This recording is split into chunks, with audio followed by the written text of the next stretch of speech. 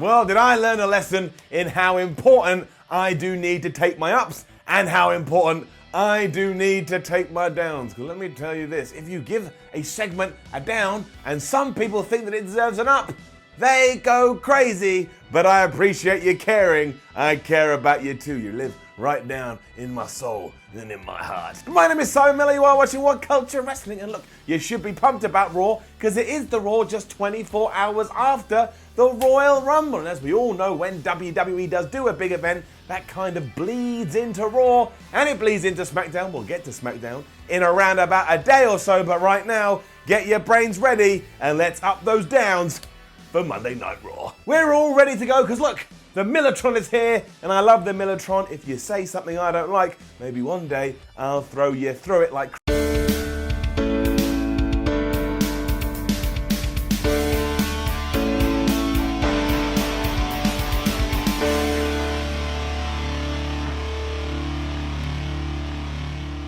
We're all ready to go because look, the Millertron is here and I love the Millertron. If you say something I don't like, maybe one day I'll throw you through it like Chris Jericho did to Shawn Michaels. But look, let's focus on today. And I tell you, man, Seth Rollins, well done, Seth Rollins. You came out to start Monday Night Raw and you cut maybe the best promo I've ever seen you cut since you arrived in the WWE. You, my friend, getting up. Aside from sounding utterly believable as he told us how happy he was to win the Royal Rumble, and he sounded believable because it was true, Rollins also took the mick at people pointing at the WrestleMania sign. That's how you endear yourself to a crowd. And yes, again, I think this was my favorite Seth Rollins promo I have ever seen. I came away from it wanting to see Rollins succeed even more than I already did and hope that he does go on to Mania and wins the Universal Championship. A little bit of a spoiler there because here on this stage of Raw, we were just being told, Seth, you've got to make up your mind. Do you want to face Brock Lesnar or do you want to face Daniel Bryan? What are you going to do? It's like maths come to a conclusion. It kept ticking over too because then Triple H came out and he wanted to have a chat. And say what you will about Triple H, he's a legend, he's a star.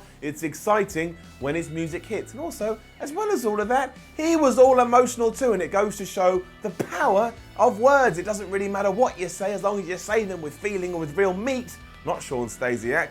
I will buy in. And let me tell you, I was buying into this. I was getting a little bit sad. Triple H said to take some time in terms of who he does want to burn down. And by the way, Triple H, that's called murder. But he only really has till the end of the show because WWE's got some marketing to do. So yeah, before this Raw is done, we'll know who Seth Rollins is going after at WrestleMania 35. Someone else was always going to interrupt, and surprise, surprise, it was Dean Ambrose, and he had his own point to make, namely that Seth Rollins shouldn't really be kissing up to Triple H because back in the day, Triple H actually wanted to get rid of Seth Rollins, thought he was a bit of a problem. And I actually think that may have been true, or at least, back then there were rumors that said, yeah, Seth Rollins is a bit of a handful, and higher ups are like, what are we going to do with this guy? Well, he turned out all right, didn't he? The game sparked back to Ambrose that he can't really say anything given what he did to Seth Rollins on the night that Roman Reigns announced that he was ill, and that's never going to go away. And really, Dean was brilliant here too. He even had the line of the night because when he said he wanted to fight Seth Rollins,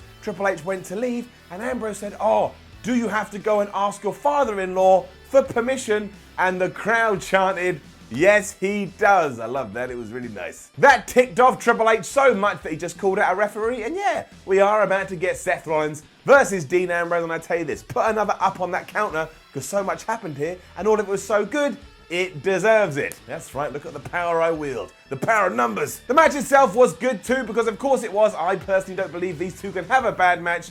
Even though I know the one that TLC causes controversy, I thought that got a bad rap. This one gets an up, especially because there's some news to talk about. And that's because it ended clean as a whistle. Eventually, Seth Rollins hit the curb stomp, he hooked Dean Ambrose's leg, and that was it, 1, 2, 3. And you were probably sat there going, well, I guess that makes sense. We need to build Seth up. He is going to be at the main event of WrestleMania 35.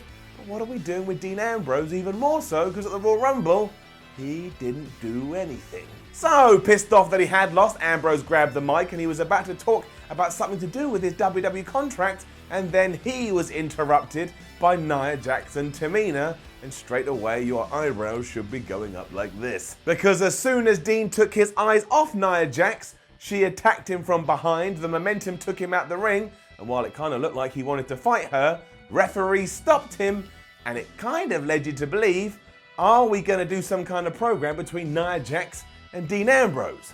I mean, it could just be that we're carrying on this storyline that Nia Jax now tangles with men. We started at the Royal Rumble. And I know everybody's got different opinions on it, but we're not going to focus on that here until you learn that there is some news out there. I just teased the news. Now we're talking about the news. That Dean Ambrose has told WWE following WrestleMania 35 he ain't going to sign his new contract that was on the table, and he is leaving the company altogether.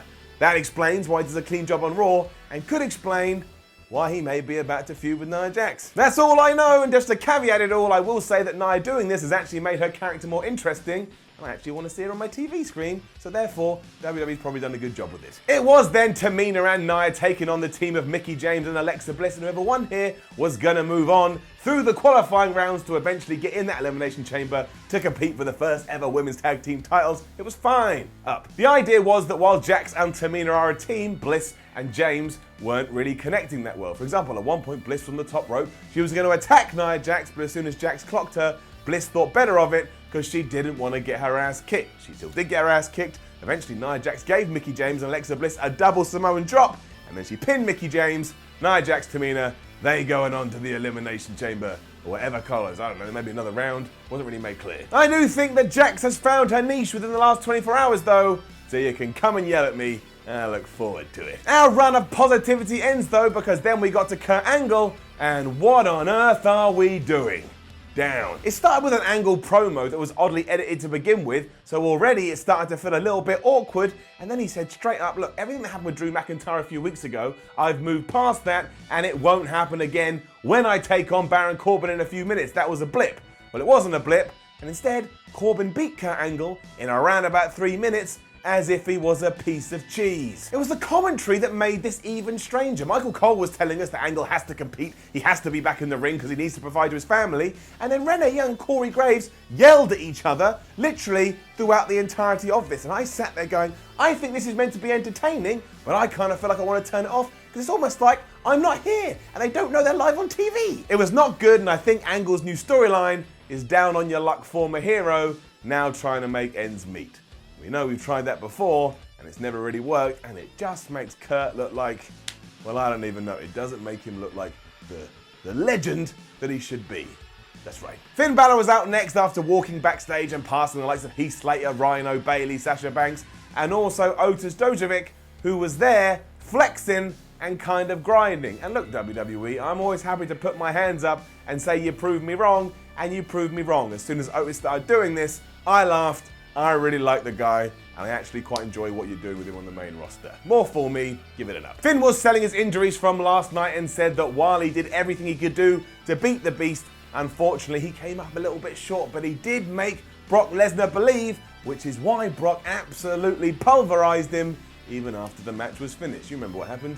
Gave him a bunch of F5s. This brought out Lio Rush and Bobby Lashley, and if you do watch Ups and Downs, you know I like this pairing. However, it's the context here that put a sad smile onto my face, because I was idiot, I was stupid. When Brock Lesnar did do this beatdown after the Rumble match against Finn Balor, I thought it was because Finn Balor was gonna get another shot. I mean, we still got 4 months or 3 months, whatever it is, till WrestleMania. You probably could do Finn Balor versus Brock Lesnar too, and I'd be into it. Instead, it doesn't look that way at all. Instead, Bobby Lashley and Lio Rush were livid that Finn Balor even got a shot in the first place, and that if he tried, he couldn't beat the Intercontinental Champion.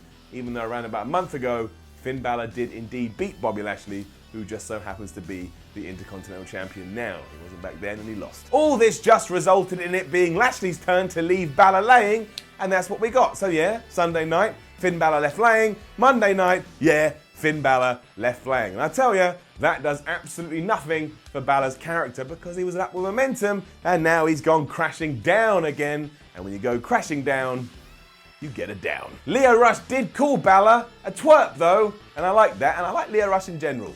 Good at what he does. The Revival then beat Kurt Hawkins and Zack Ryder in around about 3 minutes. Okay, if that's what we want to do, you go and do that. I mean, it always sucks for me because I like Kurt Hawkins, and I would enjoy it if WWE did more than him, but it was a fine match. I like seeing Zack Ryder and Kurt Hawkins back together as a tag team, and yeah, eventually Hawkins lost because the Revival smashed him with the Shatter Machine, and he was upset. Ryder tried to cheer him up, but he couldn't.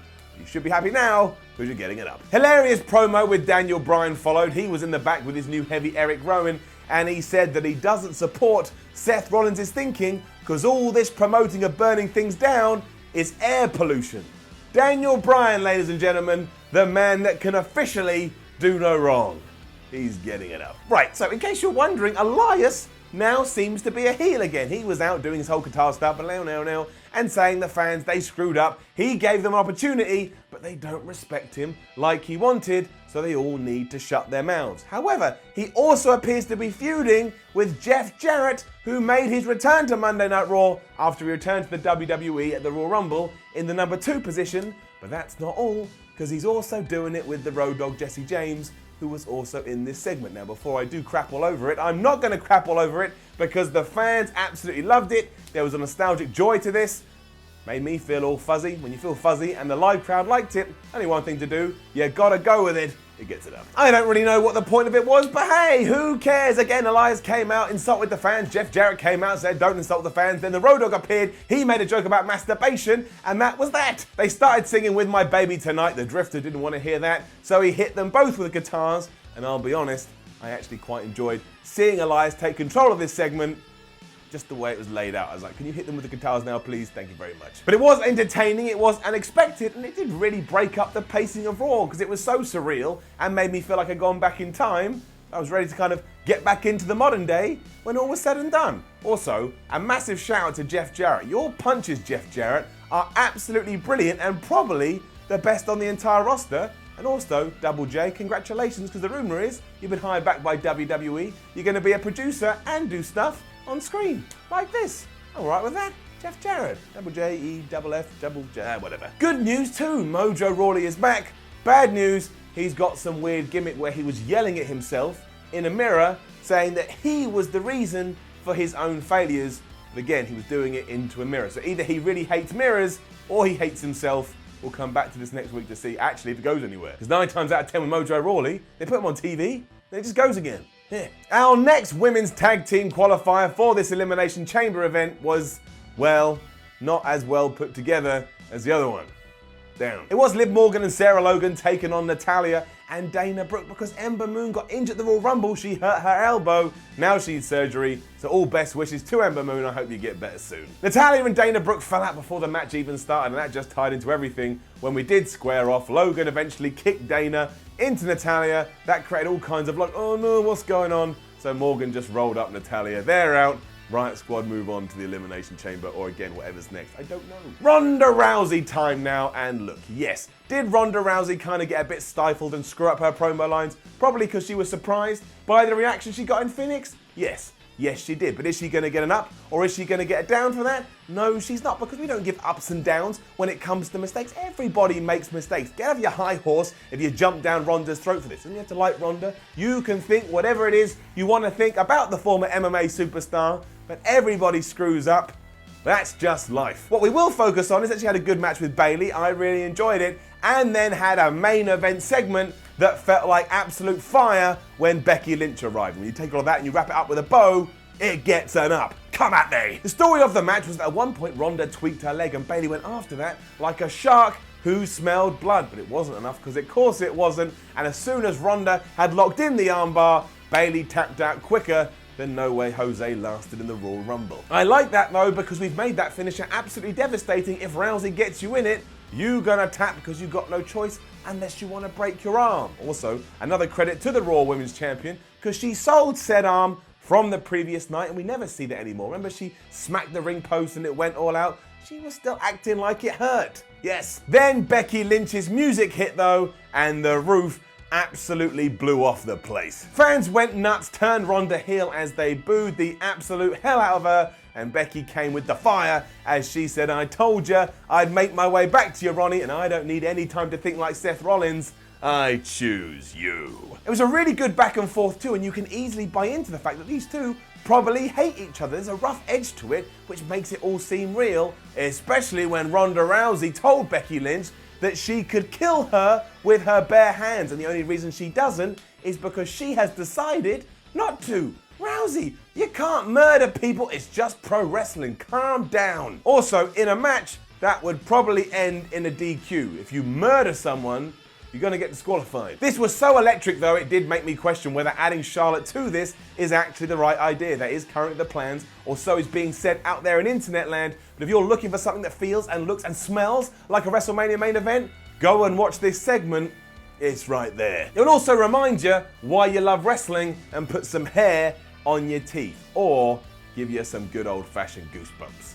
This was top. Everything with Braun Strowman though was a little odd, especially because I don't know where it's headed. I mean, here he's having a match with Drew McIntyre. Clearly that's going to be his feud, and even though Dolph Ziggler knocked McIntyre out of the Royal Rumble, he wasn't even on the show to begin with. But look, it didn't suck, it was just weird.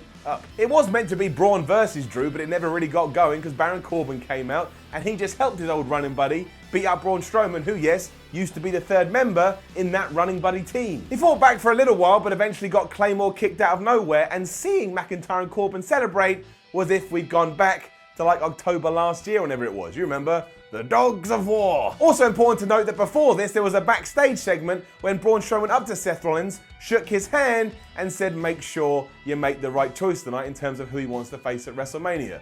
We didn't need to do that, WWE, because again, the last time I saw Braun and Seth together, aside from the Royal Rumble, where Seth Rollins did knock the monster out, was when the Dogs of War were trying to break up the Shield. Can't we just have a little bit of continuity? Apparently not. Down. Our final segment of the night, though, absolutely rocked my world. No messing around. Give it an up. It began with the announcement of Seth Rollins, but he didn't come out, and we got Brock Lesnar and Paul Heyman instead. And Paul Heyman said in no uncertain terms, don't be an idiot, Seth. Go and have a lovely little grappling match with Daniel Bryan over on SmackDown. You don't want to fight the Beast, because if you do, you'll lose. He was wrong, because Rollins did want to have a fight with the Universal Champion, and he wanted to do it right now, and he just straight up punched Brock in the face. As it turns out, you don't do that, because then when Seth went for the curb stomp, he pissed off Lesnar, and he gave him an F5. Then he gave him another one. Then he gave him another one. Then he gave him another one on the title. And when Seth Rollins crawled to the ropes and went, is that all you've got, Brock? Brock was like, nah, you can have another one. They gave him another one. Brock absolutely whooped Seth throughout all of this, but it sets everything up perfectly. We can move to WrestleMania 35, and finally, Rollins can slay the Beast, become our Universal Champion, and bring that title back to Raw.